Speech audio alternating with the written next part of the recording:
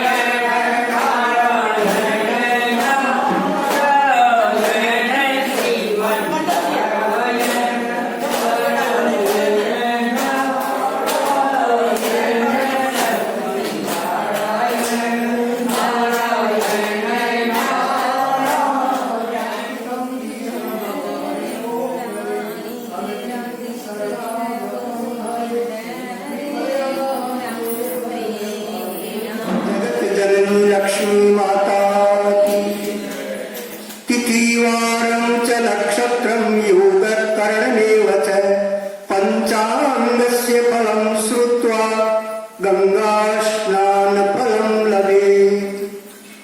आज कार्तिक मास के कृष्ण पक्ष की अष्टमी नाम की तिथि, रविवार, अश्लेषा नाम का नक्षत्र, नमका नाम का योग, बालव नाम का कर्ण और कर्क राशि पर भगवान चंद्रमा इस प्रकार से पंचांग श्रवण हुआ। कृष्णाय वासुदेवाय हरये परमात्मने प्रणतये क्लेशनाशाय गोविंदाय नमो नमः। राजा पृथ्वी से कहने लगे, हे राजन,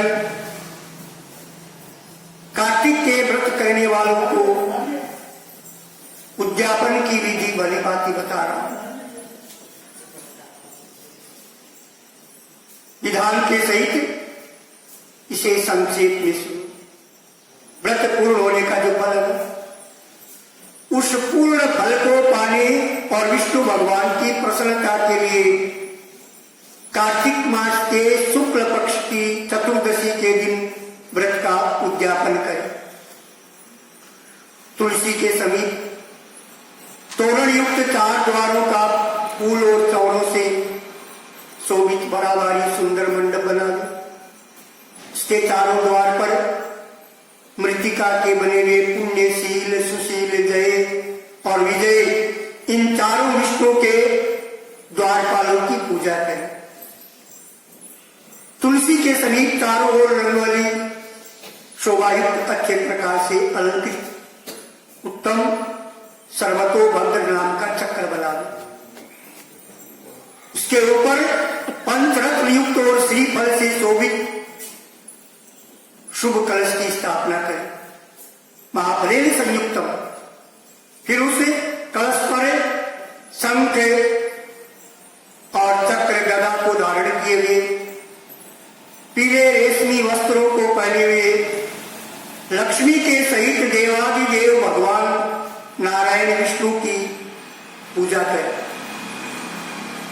इंद्रादि लोकपालास्त्य मंडले पूजयेत व्रती द्वादश्याम प्रतिबुद्धोषो त्रयोदश्याम पुनः श्री। व्रती पुरुष मंडल में इंद्रादि लोकपालों की पूजा करें। द्वादशी को भगवान जागे और त्रयोदशी को देवताओं के द्वारा देखे गए और चतुर्दशी को भगवान पूजित। इसलिए चतुर्दशी तिथि को शांत और सावधान मन होकर के भक्ति से व्रत करें। गुरु की आज्ञा लेकर के देवादिदेव भगवान की सुंदर प्रतिमा बनावे, नाना प्रकार के सुंदर भोजन युक्त षोडश उपचार से पूजन करें। रात्रि में जागरणम कुर्यात् गीतम वाद्यादि मंगले ततः प्रभाते विमले कुर्यात् नित्य क्रिया नर। यानी रात्रि में गीत वाद्य आदि मंगल गान करके भगवान का रात्रि जागरण करें। प्रभात काल की वेला होने पर नित्य क्रिया अर्थात स्नान, ध्यान, संध्योपासन आदि करें, होम करें और ब्राह्मणों को भोजन करावे। इसमें धन की सख्तता वर्जित है। सत्याम तु दक्षिणाम दद्यात् वित्त साक्ष्यम विवर्जितम। धन के रहते हुए सत्यता नहीं करनी चाहिए। लोभ को त्याग करके अपनी शक्ति के अनुसार दक्षिणा आदि दी।